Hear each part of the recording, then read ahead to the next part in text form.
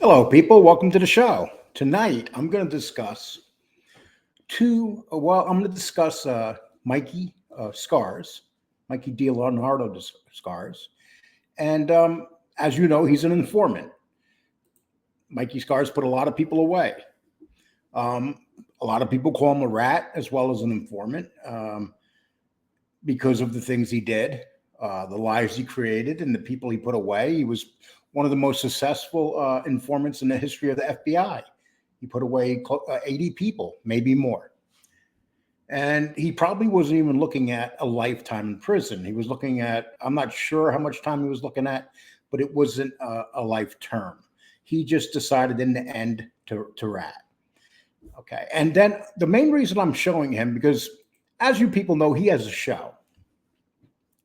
And he does the show with Black Handprint Mafia. And it's a very good show. And one of the things he has over these other informants that are out here is he really was in the life. Maybe him, Sammy Gavano, and a couple other people, Anthony Arillotta, they were actually in the life around people. They were made men. Then you have a lot of pretenders that come out of the woodworks. But I want to play a couple things for you, and you could tell me what you think, and then I'm going to show you how these rats are attacking. They're attacking me right now because I did a show. I do shows, and they hate when I say something about them. So what they do is they go after your family. They find weak content makers and take over their shows. They literally take over the shows, and the content makers does not stop them when they start saying things about people. It's the way they are in life. This is how these rats were in life. And I'm going to play this for you first. 1 minute, please. This is a short segment from Justice Tech Pro. And then I'm going to play another video right behind it. And then we're going to talk a little bit more. Okay, let me see if I can. This is going to be a short clip, but I'd like you to hear it. Either pissed them off, they feel they weren't being handled the way they thought they should be handled amongst their friends or amongst whatever they were involved with. There's some kind of bitterness, some kind of envy, jealousy, resentment. There's always a driving force behind that.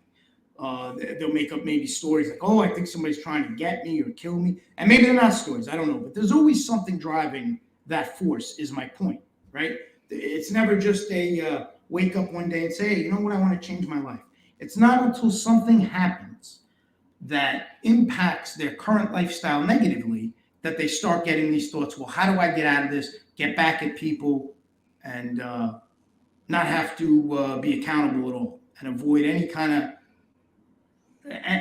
of way of being penalized or any kind of way of having to suffer in any way, shape, or form, whether it's in jail or whatnot. So that's their mindset. It always comes after. And then after they start talking, of course, it's, yes, I want to change my life. But I guarantee when you flash back a few years prior to becoming informants, the informants were always the guys who were the loudest, act the toughest. They were the guys who always threw the word rat around left to right. This guy's a rat, that guy's a rat. And remember, something that's almost as bad as a rat is somebody calling someone a rat who's not. That's almost as bad. So before they began to testify and turned into an informant, I guarantee they were those guys, the loudest guys, acted like the toughest guys, always beefing up who they knew and all that stuff. That was their character. And we know this is true. 1 second, I'm sorry. And we know this is true, people, because look at some of the things. Look at Jimmy Calandra. Jimmy Calandra, what did he do? He pretended that he knew people that he did not know. He pretended that he knew Tommy Batera, had even a picture made up that was photoshopped. This is what they do. Then you have John Alite, another guy that makes up a lot of stories, and he attacks people. He attacks people viciously. And then you got Gene Barillo, another guy. Gene Barillo has done everything to attack people. You guys have witnessed it lately in the last couple of weeks when he's been on Gunsmoke the Don show. He's a little everybody knows who. If you don't know who Gunsmoke is pretty much like a guy that Fat bald Sicilian tells him what to do and he does it. And that's what these rats are doing, people. You had this guy, Howard Santos, right here. He's offered $3,000 for someone to contact the woman that I lived with for 9 years so he could interview her or have somebody interview her. Think about that. That's someone in my life that is still in my life, as a very good friend. They live very close to me. And he actually he's saying this because I'm calling him out on some of his stuff. I haven't even put a video out on this guy yet. Am I gonna? Yes. The more he attacks, the more most likely I will do it. And the reason I'm bringing these guys up and Mikey Scars is this. You see Mikey Scars on his show. You do not see him on any of these low-level shows. I call myself a low-level show. Now, Mikey Scars is building up his own show. He decided when he came out, he was going to pick a person to be his co-host who was educated, had a very good show. It was clean. And these other guys came to the shows that aren't clean. They come to the shows that are attack vessels. And what they have done is they become part of those attack vessels. And this is what they're doing now. They're attacking. We had some guy named Lefty Guns, real junkie, low life, putting up pictures of my brother's face, my brother who committed suicide, to get back at me. This is what they do. You have another person on that side that deals with these rats that said that he wanted to know if I was using my social security number on my YouTube account. My YouTube account. Of course I am. But then he said, I'm going to find out. So basically, this is what they do. They attack. It's all out attack. If you go after any of them. And why are they doing this? Because of this man, Anthony Arillotta, the new king of MobTube. He's literally taken MobTube over. He seems to be running everything over there now. They're doing whatever this guy says to go after people that he does not like or people that tell the story on him. And the story on Anthony Arillotta is not a very pretty one. And I'm going to play a little video on him that was put up by another content maker, a very good video. And I'll do that in a minute. But I just want to give you an idea. Now, I'm going to give you some quotes that these guys use. Now, you don't hear Mikey Scars doing none of this. Okay? Mikey Scars got to live with his demons of who he put away. But Mikey Scars admitted that he has regret. These guys have all said the same thing. They have no regret, people. None. And a lot of these are low-level rats. You got Frank Fiordolini, Coffee Boy. Now he's on here and he's a killer. Literally has threatened to come to my house to hurt me. I would love that, but that's what they do. They're all talk, no action. So I want to show you something else, people. Just to give you an idea. Okay. Sammy Gravano. They all have reasons for ratting. Sammy Gravano. I ratted because John Gotti wanted to take the charges, wanted him to take the charges, and because of the Ravenite tapes. That's his excuse for becoming a rat and putting away some of his good friends. Not just John Gotti. He put away other people too. Gene Barillo said, ratted because everyone around him was flipping and he was going to be the one to catch all the cases and charges. Gene, that's not true. You're not telling the truth there. You weren't looking at 30 years like you said, not even close. You just decided to rat on people to save your own ass because you didn't have the balls to go to prison. Bill Catullo ratted because he wanted to get even for his father's death. You know, okay, maybe I could understand that somewhat. But the fact of the matter is, his sisters want nothing to do with him. And what does his sister say? That he ratted because he had money out in the street that he could not pay. It had nothing to do with that. And Bill Catullo has even recently spoke about getting a guy out of prison that ordered to hit on his father. He literally has asked people not to badmouth this guy because he's trying to get him out of prison or help him. This is a better one, John Panisi. I ratted because I thought I was going to be killed, and a ghost told me it was okay. And his house was shaking. A ghost was his grandmother, I believe. Some silly stuff like this. They all have reasons. Every damn one of them when they do this. Okay, Jimmy Calandra. I didn't kill Judy Shemtov. Tommy Reynolds did. I was just standing next to him.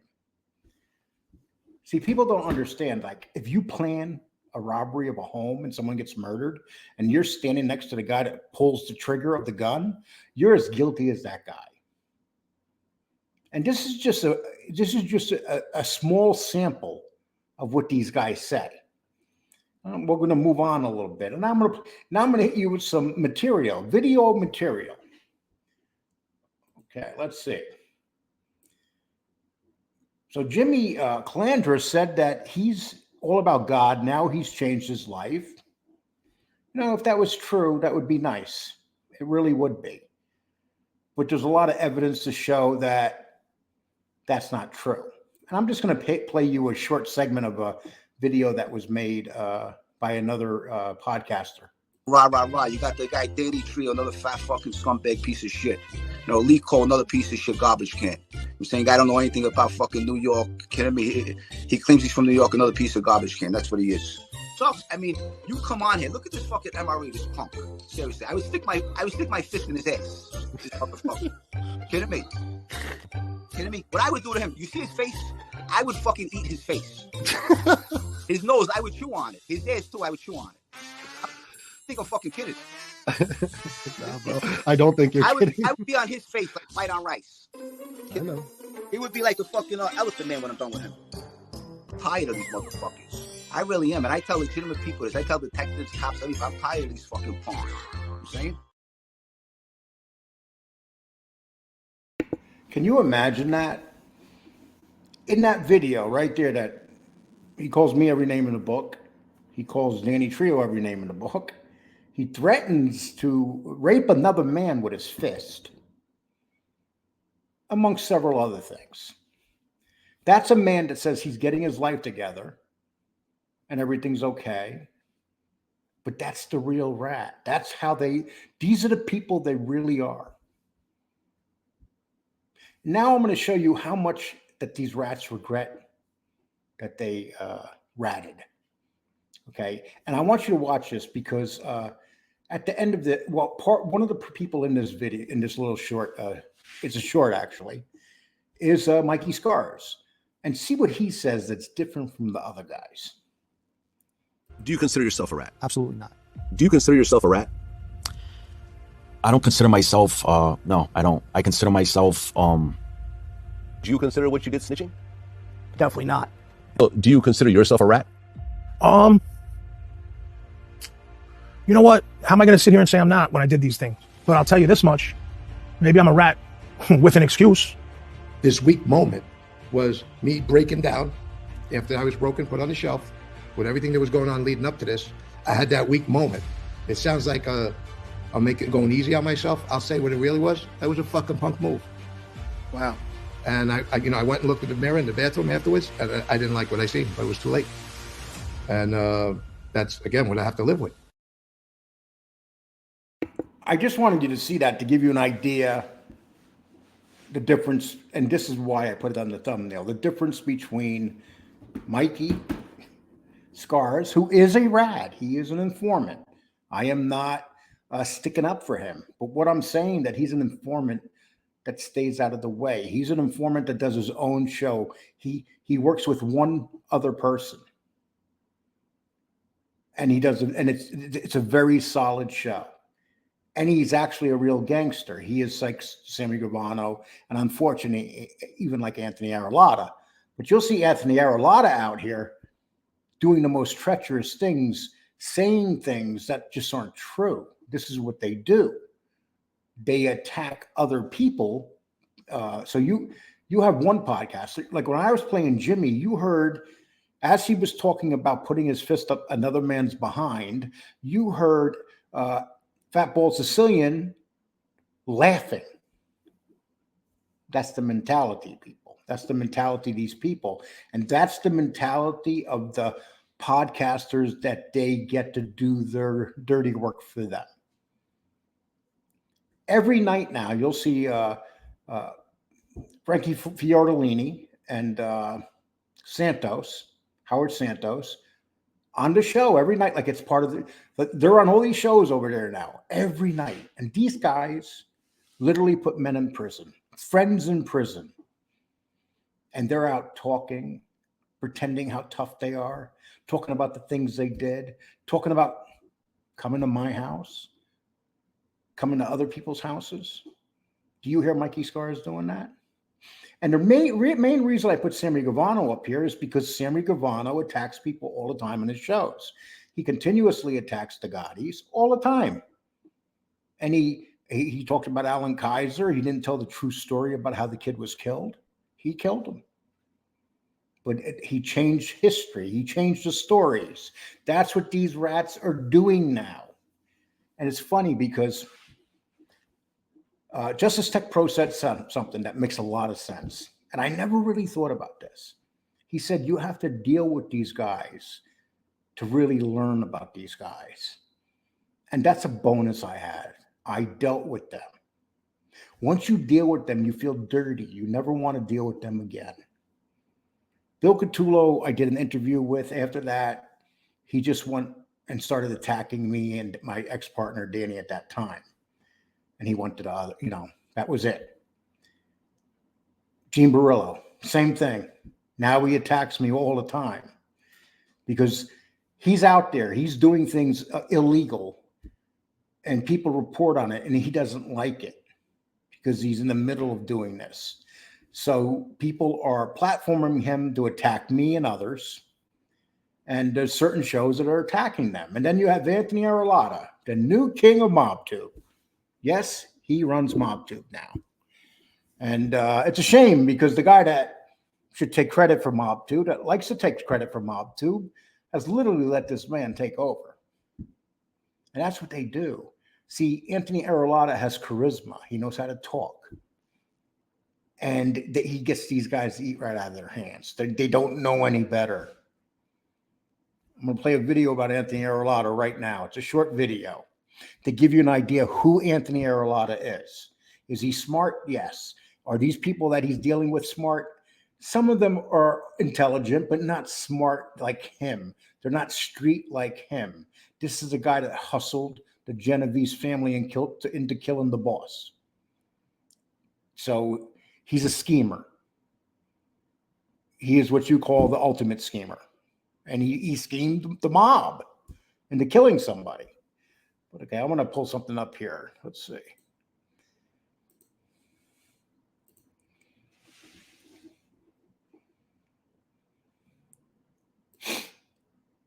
Okay.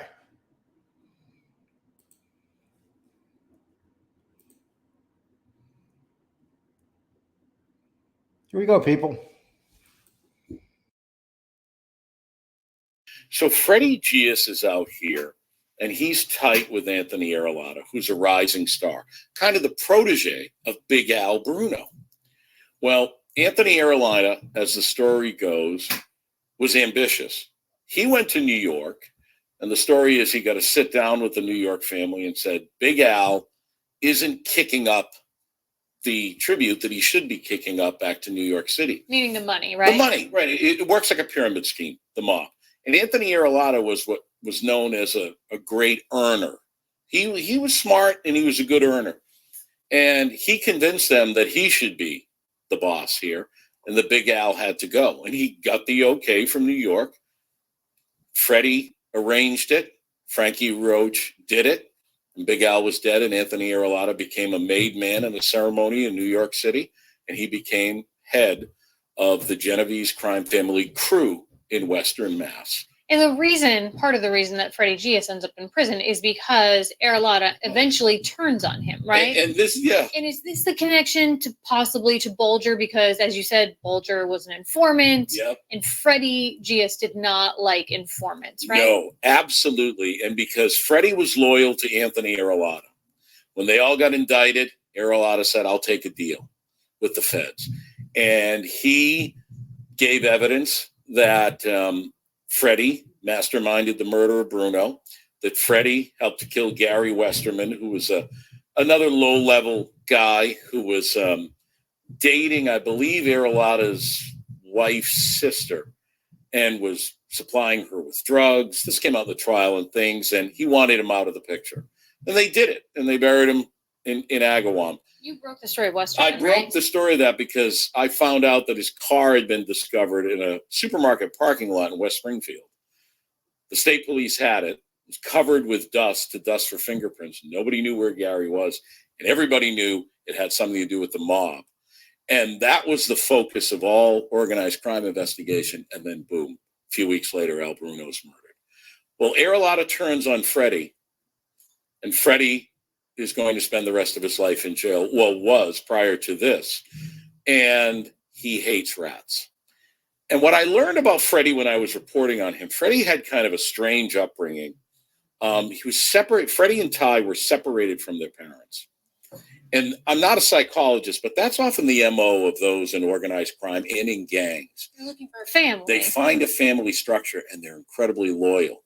And of course, Freddie being Greek could never be a made member of the mafia, but he could be a mob associate and a mob hitman. And he believed in all of the rules of the omerta, your oath and loyalty. So he firmly believed that he had a chance to flip. He didn't do it.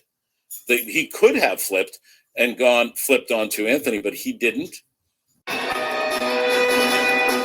New at noon, the man who admitted to orchestrating the murder of Springfield mob boss Al Bruno has been sentenced to 8 years in prison. Anthony Arillotta was sentenced in U.S. District Court in Manhattan. This is video of Arillotta from a previous court appearance. As part of his sentence, Arillotta was also ordered to forfeit $2 million and undergo 3 years of supervised release after he leaves prison. Arillotta pleaded guilty in 2011 to multiple charges, including racketeering, conspiracy, extortion, and murder in exchange for a lesser sentence.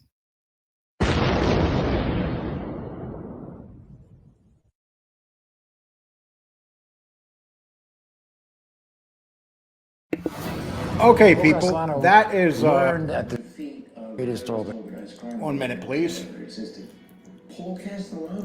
Okay, that was the Grumpy Italian. Please go sub to his channel.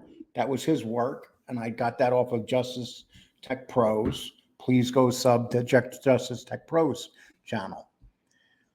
People, I just want to let you know the main reason I'm doing this show is because for the last week, I've been relentlessly getting attacked by these guys. And it's been orchestrated by, there's no doubt that Anthony Arillotta is orchestrating it. And he's using podcasters to do his dirty work. And he's using a couple of the podcasters are very low-level guys that nobody would even deal with in real life. So, he'll get junkies to do his dirty work. He'll have more successful podcasters do his dirty work because he's famous. At least he thinks he's famous. He lies too, continuously. But are we surprised that he lies? That's what he does. He talks about my life. He knows nothing about my life. Nothing. He knows what he hears from those podcasters over there that have been making up lies for a year and a half. And now he's going with that. But here's what they don't get. The more they do this, the more that I will fight them because they're bullies. 10 of them to take one of me. So they can bully me. But the reality is that the facts I just presented to you were facts of what these guys have done and who they are. And as for Mikey Scars, you got to give Mikey Scars his credit. He stays out of this fray. He wants no part of it. None. And that's what these guys should do. And that's what I like to say to Anthony Arillotta. Anthony, you're a real gangster, man. I got to give you that. You hustled on the street. I got to give you that, dude. What the hell are you doing with those guys? Really? Is this what you did in the streets, Anthony? You found guys like these guys and got them to do your bidding? So it's like you're in the street again, but you're just getting different guys to do your bidding, just like you did when you were in the street. But in the street, people got murdered. But now people are getting lied upon and having pictures of their dead brother put up, are attacking a woman whose father is passed away. And I'm talking about John Gotti Sr. This is what we do. And I'm going to end this with a video. Once again, I've ended it with a video. But when I deal with these dirtbags, I always feel like it's better to show this video. And this ain't kissing nobody's ass. This is the truth, people. So I'm going to end this video. Please sub. Please like this video. I appreciate it. And here, let's end this right now. Never lie because I don't fear anyone. You only lie when you're afraid. And then he had another one. It's better to live one day as a lion than 100 years as a lamb. And you prove that. What you want about John Gotti, but there will never be another John Gotti. His influence in this genre is, if there wasn't a John Gotti, you wouldn't have nobody talking. He was front street, a gangster. And that's what he wanted to be, and that's what he was. And, you guys anybody could say what they want about him, right or wrong or indifferent. The fact of the matter is you can't deny what John Gotti was. And I played that for one reason, people. If you go check out Mikey Scars' material, he betrayed John Gotti's son, John Jr. John Jr. was offered the opportunity to rat against him, and he did not. And he got the diesel treatment for it. But when the time came, Mikey decided that he was going to rat out on John Gotti Jr. But one thing Mikey Scars doesn't do, people, he doesn't bash either one of them. Like these other guys, Arillotta always bashes Bruno, the guy that he had murdered. But you don't see Mikey Scars doing that. A matter of fact, Mikey Scars says I just recently seen a video he did on John Gotti where he said that John Gotti could have gotten taken from, say, Marion to a maximum security prison where he wouldn't be locked up 23 hours a day. He refused to because he did not want to lose to the government. And he wound up dying for it. He probably could have lived several more years, been treated better in the hospitals, but he wasn't going to give in to the government. And he knew what the deal was when he became a mobster. And these other guys, like Arillotta, they didn't realize, they always been hustling their whole life. When the time came for them to pay the piper, they betrayed their friends. And now they're out in the street or online here, terrorizing people yet again. That's what YouTube has become.